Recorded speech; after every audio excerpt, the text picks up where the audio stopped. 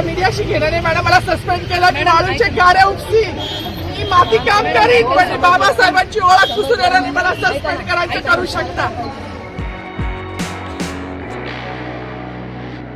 मित्र हो, प्रजासत्ताक दिनाच्या खूप खूप शुभेच्छा. राजकारणातले बहुसंख्य नेते राष्ट्रपुरुषांचा वापर आपल्या राजकारणासाठी करतात. थोर पुरुषांची नावं घेत ते विशिष्ट मतदारांना आकर्षित करण्याचा प्रयत्न सुद्धा करतात. अगदी केविलवाणा हा प्रयत्न असतो त्यांचा, पण तो करतात. भाषणं करताना थोर राष्ट्रपुरुषांची नावं घेतली जातात, पण त्यांचे विचार यांच्या वर्तनामध्ये तर कधी दिसत नाहीत. अहो, त्यांची शिकवण कधी यांच्या वागण्यात कधी आढळून सुद्धा येत नाही. नावं मात्र घ्यायची असतात. त्यांनाही माहिती आहे हे कशासाठी नावं घ्यायचे. भारतीय जनता पक्षात बघा अशा नेत्याचं जरा जास्त भरणा आहे. अहो, ते तत्कालीन राज्यपाल भगतसिंह कोश्यारी त्यांच्यापासून त्या श्रीपाद छिंदम पर्यंत अहो शिवछत्रपतीच्या बाबतीत बोलताना सुद्धा भान ठेवलं गेलं नाही. कुठलीही निवडणूक आली की मग छत्रपती शिवाजी महाराज आठवतात, महामानव डॉक्टर बाबासाहेब आंबेडकर आठवतात. आंबेडकर जयंतीच्या दिवशी भाषण ठोकत बाबासाहेबांचा मोठा गौरव सुद्धा केला जातो. पण हे करीत असताना आपल्याकडून संविधानाचा किती आदर होतो याकडे मात्र पाहिलं जात नाही. संविधानामुळे तर सामान्य माणसाला त्याचे मूलभूत हक्क मिळालेले आहेत आणि हे हक्क कुणी हिरावून घेऊ शकत नाहीत.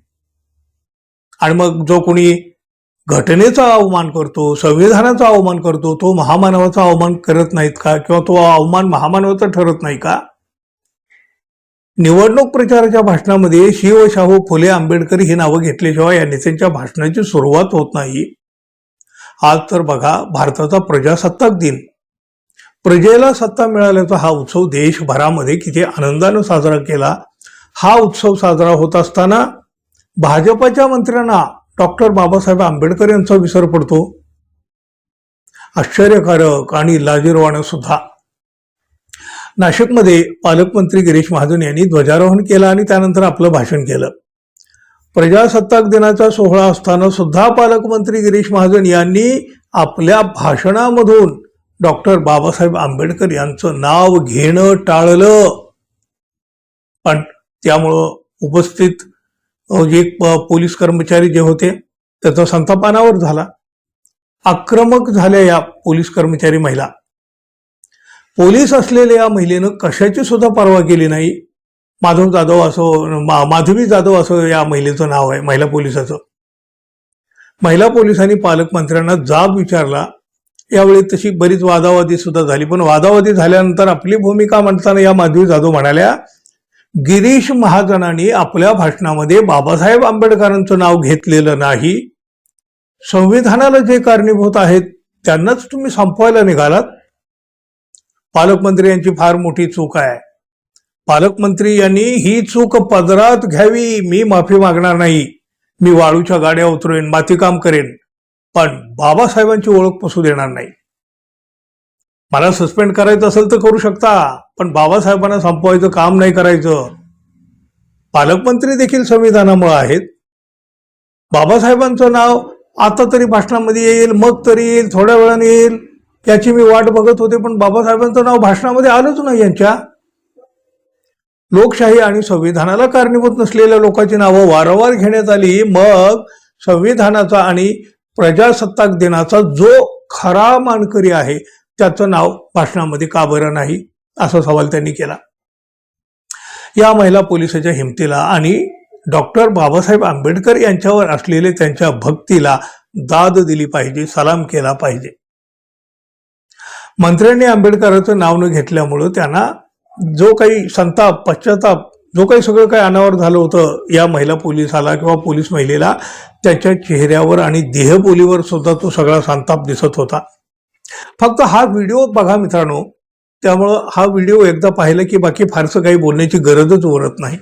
बघा, बाबासाहेबांचं नाव आहे, तो संविधानाला कारणीभूत आहे, त्याला तुम्ही संपवायला निघाले. पालकमंत्र्यांची फार मोठी चूक आहे मॅडम, माफी मागणार नाही, पण पालकमंत्र्यांची चूक पदरात घ्यावी.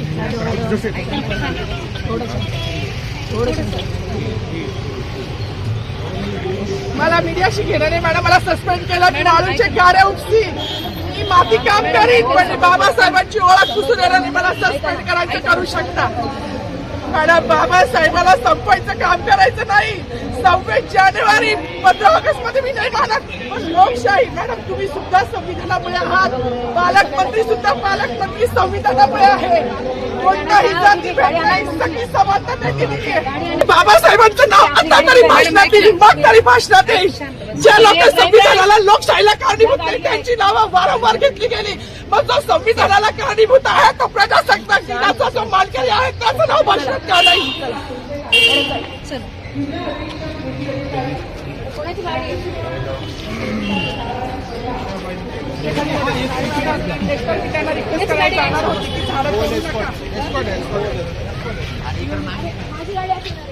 पाहिलं मित्रांनो, या पोलीस महिलेचं म्हणणं तुम्हाला सुद्धा पटलं असेल ना मित्रांनो. अहो मतं मागायला जातात तेव्हा हे पुन्हा पुन्हा यांना राष्ट्रपुरुष आठवतात, डॉक्टर बाबासाहेब आंबेडकर सुद्धा आठवतात, घटना आठवते, संविधान आठवतं आणि प्रजासत्ताक दिनाच्या दिवशी सुद्धा बाबासाहेब आंबेडकर तुम्हाला आठवत नाहीत. हे काय चुकून वगैरे होऊ शकतं का हो? असं नाही. हे चुकून होऊ शकतं का? तर नाही. त्याची नावं तुम्हाला आठवली जातात. अशा वेळेला सुद्धा आपल्या पक्षाच्या वरिष्ठ नेत्याची नावं सुद्धा तुम्ही पुन्हा पुन्हा घेत असतात सभामधून आणि त्यात मोठी धन्यता वाटते ना या नेत्यांना. मग प्रजासत्ताक दिनाच्या दिवशी सुद्धा डॉक्टर बाबासाहेब आंबेडकर यांना विसर पडतो. खरोखरच विसर पडतो की यांचं नावच घ्यायचं नसतं. बरं आता बघू, मंत्री गिरीश महाजन यावर काय सारवासारव करायची ती करतीलच, पण हे सगळं चुकून अनावधानानं घडू शकतं का हो मित्रांनो? तुम्हाला काय वाटतं जरूर सांगा. धन्यवाद. पुन्हा भेटू. नमस्कार.